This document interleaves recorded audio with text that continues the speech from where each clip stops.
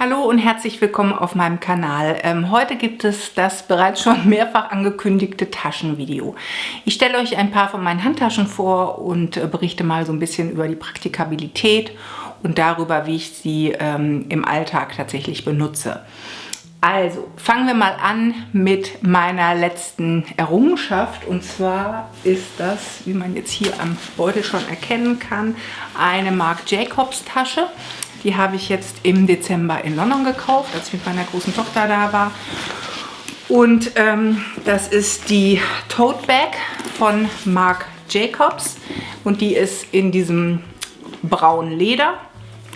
Eigentlich hat die Tasche auch einen braunen, schmalen Umhängegurt. Ich habe zusätzlich dazu gekauft diesen breiten Gurt, den man noch hier und hier verstellen kann, sodass man die Tasche gut quer hängen kann, weil das mir eigentlich immer lieber ist, wenn ich eine Tasche quer hängen kann.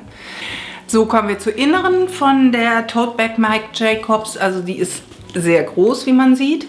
Sie hat aber einen Reißverschluss hier oben, also man kann die Tasche komplett zumachen und innen drin hat sie jetzt nur so ein, ich sag mal, kann man hier so rausnehmen. Also nicht rausnehmen, das ist hier eingehängt mit nochmal einem Reißverschluss. Ja, und das ist es eigentlich auch schon. Es ist halt eine sehr klassische Tote Bag. Ich habe sie extra in dem Braun genommen und auch in Leder, weil ich sie so besonders schön finde. Ich finde auch die Canvas-Modelle sehr schön. Die sind halt ein bisschen robuster. Ich muss sagen, das Leder hier ist super angenehm und es ist halt in keinster Weise so, dass es extrem empfindlich wäre. Also ich habe die jetzt schon des Öfteren getragen. Es sind keine Kratzer und nichts dran. Die hat auch hier unten nochmal so zwei Stege, wenn man sie so ein bisschen abstellen will. Ja, die Sachen sind hier in Gold dran. Auch der Reißverschluss ist in Gold. Und ja, es ist natürlich eine große Tasche, das muss man sagen. Man kriegt sehr viel rein. Was man dazu auch sagen muss, die Tasche an sich ist schon relativ schwer. Das heißt also, wer nicht so gut tragen kann oder wer jetzt schon allein dieses Gewicht der Tasche zu tragen und es auf die Schulter oder den Nackenbereich geht, das sollte man sich überlegen. Ich denke, dass die Canvas-Modelle natürlich nicht ganz so schwer sind wie jetzt diese Vollledertasche. Also sie ist etwas schwerer, aber eben super praktikabel für den Alltag. Ich finde, dass sie mit diesem breiten Gurt, den man so quer hängt, echt schick aussieht. Also jetzt auch gerade so im Winter auf den Mantel und so weiter fand ich sie schön. Ich glaube weniger, dass es so eine richtige Sommertasche ist, auch aufgrund der Farbe. So, sie ist ein Klassiker und ich mag sie sehr gerne und bin eigentlich wirklich happy mit dem Kauf. Wenn ich die Tasche verlieren oder gestohlen bekommen würde, würde ich sie dann nachkaufen? Also das ist ja eigentlich so eine grundsätzliche Frage, wie gerne man dann tatsächlich diese Tasche hat. Und bei dieser Tasche würde ich ein klares Ja geben. Die würde ich auf jeden Fall nachkaufen, weil sie, glaube ich, ein sehr zeitloses Modell ist, nicht super empfindlich und man tatsächlich viel reinbekommt. Und gerade wenn man zum Beispiel auch auf Reisen geht, bietet die sich wirklich sehr, sehr gut als Handgepäck an. Also, erste Marc Jacobs, die Tote Bag in Leder.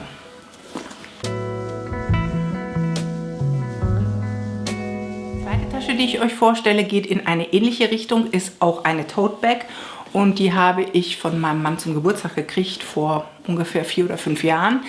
Die ist von Longchamp und ich weiß jetzt gar nicht, wie das Modell heißt, aber es ist eben diese Tote Bag, die hat hier so Trotteln an der Seite und auch hier vorne und hat also hier oben, wie man sieht, auch einen Reißverschluss, den man komplett zumachen kann. Und wenn man sie aufmacht, hat sie hier eine Tasche, eine große Tasche mit dem Reißverschluss, 2 so Einstecktaschen und noch hier so einen Schlüsselanhänger drin. Diese Tasche hat allerdings keinen Gurt zum Langhängen. Also es ist eine klassische Handtasche, also zum hier tragen oder über den Ellenbogen tragen. Das ist jetzt, ich weiß nicht, ob man das so gut erkennen kann, so ein Taupe-Ton, also so gräulicher Ton.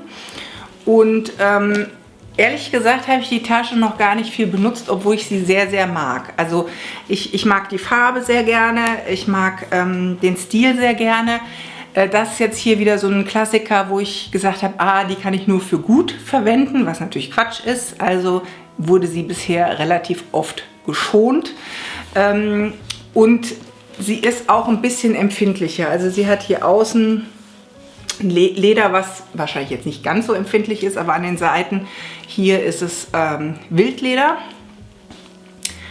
Und ich habe tatsächlich so ein bisschen Angst, die zu vermacken, wenn ich die so im Alltag benutze. Und irgendwie schlägt sie hier vorne eine Falte. Naja, ja, deswegen hat die jetzt eine ganze Zeit lang im Schrank in ihrem Dustbag gestanden. Ich finde es leider tatsächlich ein bisschen unpraktisch, dass ich sie nicht quer hängen kann. Das finde ich im Alltag tatsächlich auch unpraktisch.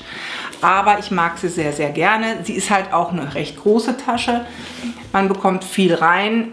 Auch vor allem mag ich es eben, dass mein Mann die ganz alleine ausgesucht hat, mich damit überrascht hat. Und ich hätte sie mir genauso auch gekauft. Und das finde ich wirklich, das ist halt auch was Besonderes. Und wenn ich jetzt wieder die Fragestellung machen würde, würde ich sie auch wieder kaufen, wenn ich sie gestohlen bekommen würde oder verlieren würde oder sie kaputt gehen würde. Dann würde ich sagen, nee, ich würde es mir nicht kaufen, aber ich würde sie mir wieder schenken lassen. Also das war ein sehr schönes Geschenk. Ich habe mich total darüber gefreut. An der Stelle muss ich wirklich mal ein Shoutout an meinen Mann richten, der immer ganz fantastische Geschenke macht und ein sehr, sehr guter Schenker ist. Auch außerhalb von Geburtstagen und Weihnachten, da habe ich wirklich großes Glück. Und ja, also die mag ich auch sehr gerne und die muss ich tatsächlich auch öfter mal benutzen. So, das ist die Longchamp-Tasche. Wo wir jetzt gerade bei Longchamp waren, geht es damit auch weiter. Und zwar habe ich hier noch eine. Und zwar ist das auch von Longchamp. Das ist wieder eine etwas mehr in so einem brauneren Ton. Die habe ich jetzt tatsächlich ungefähr 15 Jahre habe ich in Berlin gekauft. Das ist eine mit einem langen Gurt und so eine Art Saddleback. Die ist eigentlich sehr schön aufgeteilt. Die hat hier 3 so Fächer. Ein Fach kann man auch mit dem Reißverschluss zumachen, die anderen sind offen. Aber da man hier vorne die Schnalle hat, wo der Druckknopf dahinter ist, ist die Tasche also auf jeden Fall zu. Die, finde ich, hat eine extrem gute Größe. Man kann sie quer hängen. Ist eine wirklich sehr, sehr gute Alltagstasche. Allerdings muss ich sagen, sie ist auch etwas empfindlicher im Leder. Also was auch ganz nett ist, man hat hier oben auch nochmal so eine ganz kleine Tasche, die auch mit so einem Magnetverschluss ist. Also hier oben könnte man jetzt auch guten Schlüssel reinmachen. Handy würde ich sagen, geht hier nicht rein. Man muss aber gucken, ich benutze die Tasche hier oben eigentlich nicht, weil ich ein bisschen Angst habe, dass es dann ausbeult und es dann irgendwie blöd aussieht. So, also die ist in einem Braunton, hat hier so eine Art Kupferbeschläge und hier auch, ja, und die habe ich auch schon wirklich oft getragen, ist für mich aber tatsächlich auch aufgrund der Farbe eher so für den Herbst-Winter eine Tasche, aber eben super praktikabel im Alltag, weil man alles Nötige reinbekommt und also man würde jetzt ein Buch reinkriegen, einen Kalender, ein großes Portemonnaie, Schlüssel sowieso, Taschentücher. Dafür, dass die jetzt nicht so sehr groß ist, passt da wirklich viel rein und es ist eine sehr, sehr praktische und schöne Tasche. Würde ich sie kaufen, wenn sie verloren ginge oder gestohlen würde, würde ich sie dann wieder kaufen? Da bin ich mir ehrlich gesagt nicht ganz so sicher. Ich benutze sie zwar, aber es ist keine Herzenstasche. Also es ist eine Tasche, die ich mir zwar auch selber gekauft habe, aber mehr so aus praktikablen Gründen. Und es ist jetzt nicht so eine Flash-Tasche, die mich jetzt so, wo ich so denke, ach, ich bin so happy, dass ich die habe. Ich glaube, ich würde sie tatsächlich nicht nochmal kaufen. Zu einem meiner Klassiker, die habe ich euch schon, ich glaube, in 2 Videos vorgestellt. Die Slouchy Crossbody Bag von COS. Da sage ich jetzt gar nicht mehr viel dazu, weil ich eben schon in den anderen Videos was dazu gesagt habe.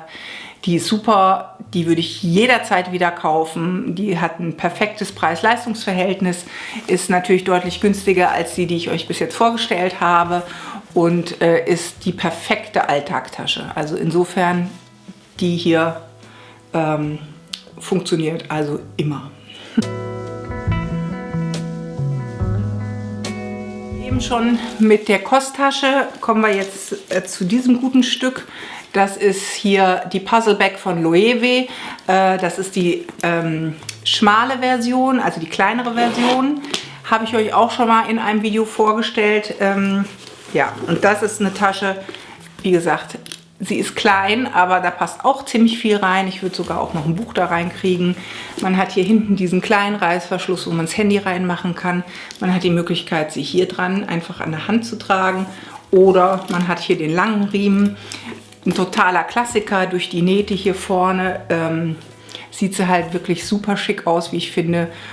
Und sie ist ja jetzt auch ein bisschen neuer in meinem Portfolio. Ich würde sie auf jeden Fall jederzeit wieder kaufen, weil ich sie so schön finde. Und ich glaube, dass das eine dieser Taschen ist, die ganz, ganz lange bei einem bleibt und eben auch nie aus der Mode kommt, weil sie so klassisch ist und trotzdem auch sehr praktikabel ist. Also die Loewe Puzzle Bag in Small ist eine super Tasche. Kommen wir zu diesem guten Stück. Die ist von APC. Die ist eigentlich ähnlich wie die Longchamp. Also die ist ja sehr boxy, hat einen langen Riemen zum Querhängen, den man auch noch so ein bisschen verstellen kann. Die hat hier vorne diese goldene Schnalle und die ist hier innen drin, hat hier vorne so ein kleines Fach, ein großes und hier hinten auch noch mal ein kleineres Fach. Die finde ich super schön. Die ist jetzt hier, also das ist die Grace Bag von APC oder APC. Ich weiß jetzt nicht genau, wie man es ausspricht. Und das ist die Small-Variante. Und ich mag die total gerne. Die hat so ein weinrotes Leder und ich liebe diese Farbe. Ich finde die Farbe einfach wunderschön. Zwei Sachen sind an der tatsächlich ein bisschen schwierig. Einerseits ist sie vom Leder her extrem empfindlich. Also hier geht sofort ein Kratzer drauf oder auch hier auf dieser Goldschnalle. Man muss da total aufpassen. Also das finde ich so ein bisschen grenzwertig, vor allem, weil ich, wenn ich eine Handtasche habe, jetzt nicht den ganzen Tag gucken kann, dass da kein Kratzer an die Handtasche kommt. Deswegen, also bei der hier muss man sagen, sie ist wirklich empfindlich. Und das Zweite ist, dass sie auch ein bisschen unpraktisch ist, weil man tatsächlich nicht viel reinbekommt. Also wenn ich jetzt ein größeres, so ein Wallet-Portemonnaie habe, was so ein queres Portemonnaie habe, passt es hier gar nicht rein. Also ich habe ein kleines Portemonnaie, was reinpasst. Dann ist die Tasche faktisch aber schon voll, weil man sieht das hier, es ist natürlich total schön, weil die hier so schmal ist, aber die weitet sich natürlich nicht wahnsinnig. Ja? Das heißt, also man macht jetzt hier das Portemonnaie rein, man macht dann hier sagen wir noch Handy und ein paar Taschentücher und einen Schlüssel rein und dann ist die aber wirklich richtig voll. Also mehr kann man da rein nicht packen, man kann jetzt, also ein Kalender kriegt da schon keinen mehr rein oder irgendwas extra halt. Das ist für mich eigentlich so ein bisschen unpraktisch, weil ich tatsächlich ganz gerne immer so meinen halben Hausstand auch in der Tasche mitnehme. Aber sie ist halt wirklich sehr, sehr schön und ich mag das Design sehr gerne. Dieses ganz klassische, dieses schmale, dieses viereckige mit dieser einen Schnalle hier vorne. Und ich würde sie tatsächlich auch wieder kaufen, weil ich sie sehr, sehr schön finde, auch wenn es mit etwas Einschränkung verbunden ist. Also die würde ich jetzt immer der Longchamp Saddleback vorziehen, weil ich sie mittlerweile vom Design einfach eleganter und schicker finde. Und ja, also ich mag die sehr gerne, aber praktikabel ist sie nicht so wirklich. So, jetzt kommen wir schon zu den zwei letzten Taschen und zwar kommen die mehr in die Kategorie Sommer- oder Frühjahrstaschen. Und die eine ist von Beatrice Fourest. Ich hoffe, man spricht es so aus. Ich glaube, es ist eine Spanierin. Und die mag ich total gerne für den Sommer. Und zwar ist das eigentlich nur so eine Leinentasche, wie man jetzt hier sieht. Also die hat jetzt hier so einen Leinenstoff, so eine Art ja, dickeres Leinen, aber sehr angenehm. Und das ist jetzt hier so ein helles Blau eigentlich. Ich weiß nicht, ob man die Farbe gut erkennen kann. Ich mag die Farbe auf jeden Fall sehr gerne. Und diese Tasche hat hier vorne eben so eine Eingriffsvordertasche. Und dann, wenn man sie aufmacht, hat sie hier innen drin eine Tasche mit Reißverschluss, so eine kleine Seitentasche. Und ansonsten ist sie halt so sackartig. Und man hat diese weißen Gurte zum über die Schulter hängen, also es ist kein Querhänger. Und man hat hier vorne noch zwei Bändel, mit denen man oben die Tasche im Grunde genommen zuknoten kann, was natürlich nicht viel bringt, weil letztendlich könnte man trotzdem von oben reingreifen. Also es ist jetzt keine super Safety-Tasche, aber sie ist eben ganz, ganz schön für den Urlaub und im Sommer und im Frühjahr mag ich die total gerne, weil sie eben so ein bisschen frischer und ein bisschen heller ist. Und die würde ich mir tatsächlich auch nachkaufen, wenn ich die nicht mehr hätte oder wenn sie mir kaputt gehen würde. Die ist extrem strapazierfähig, man kann Flecken drauf rauswaschen, kurz mit ein bisschen Seife oder so. Und die sieht einfach schön aus, hat eine super Größe, also ich kriege da relativ viel rein. Und ja, also einer meiner Favorites, die mag ich sehr gerne. Und die war jetzt auch nicht wirklich so teuer. Ich meine, die hat so um die 150 € gekostet, glaube ich. Aber ich bin mir jetzt auch nicht mehr ganz sicher. Habe ich jetzt ungefähr 4 Jahre und ja, habe die eigentlich den ganzen Sommer oder relativ oft im Sommer in Benutzung. Zur letzten Tasche, das ist hier eine von Closed. Die zeige ich euch jetzt und das ist tatsächlich so ein Kauf gewesen. Die habe ich auf dem Schirm gehabt im vorletzten Sommer, meine ich, und mochte die Farbe so unglaublich, obwohl es eigentlich eine extrem unpraktische Tasche ist. Aber nachdem ich die dann im Sale bekommen habe bei Closed, musste ich da einfach zugreifen, obwohl sie relativ unvernünftig ist. Und zwar ist das jetzt hier so eine Tasche. Die ist aus Leder und das ist so ein, ich sag mal, so ein Roséton. Also ich mochte diese Farbe oder mag die Farbe total gerne. Ich finde die so schön.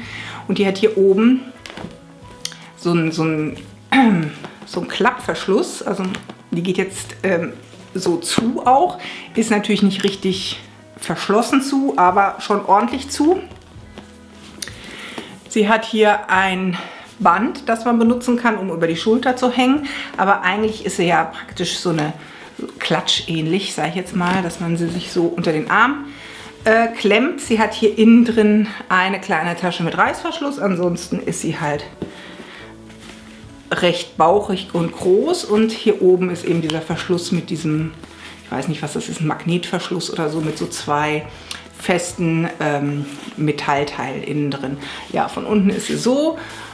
Und ja, also es ist eigentlich eine total unvernünftige Tasche, weil im Grunde genommen ziemlich unpraktisch, weil entweder hängt man sie sich zwar so um, kann sie nicht quer hängen, oder man nimmt sie halt so in die Hand, dann hat man hier so eine Tasche in der Hand. Aber ein Liebeskauf sozusagen, wegen der Farbe, wegen der Form, mochte ich jetzt extrem gerne, finde ich auch für den Sommer richtig schick zum Kleid oder so. Und die würde ich mir auch jederzeit wieder kaufen, obwohl sie auch nicht ganz so praktikabel ist. Aber ja, also, das ist die Tasche von Closed. Die mag ich gerne und vor allem dadurch, dass ich sie jetzt im Sale gekauft habe, war sie deutlich günstiger. Ich glaube, ich hatte sie 50% oder so reduziert bekommen und das ist ja schon sehr, sehr ordentlich, weil für so einen, sag ich mal, Spaßkauf die volle Summe zu bezahlen, da hatte ich dann doch ein bisschen Schmerzen mit, weil ich eben relativ unsicher war, ob ich sie dann tatsächlich so viel benutzen kann. Aber sehr happy, dass ich sie gekriegt habe und ja. Also ihr habt gesehen, das ist jetzt meine Taschenkollektion und ich hoffe, es hat euch gefallen. Wenn ihr Fragen habt dazu, gerne unten in die Infobox. Ja, Taschen finde ich einfach ein sehr, sehr schönes Accessoire und sie werten auch jede Garderobe eigentlich auf. Und in so ein teures Modell zu investieren, langfristig gesehen, finde ich das auch eine sehr schöne Geschichte. Und ja, ich hoffe, es hat euch gefallen und dann sehen wir uns im nächsten Video wieder. Bis dahin, macht's gut. Ciao.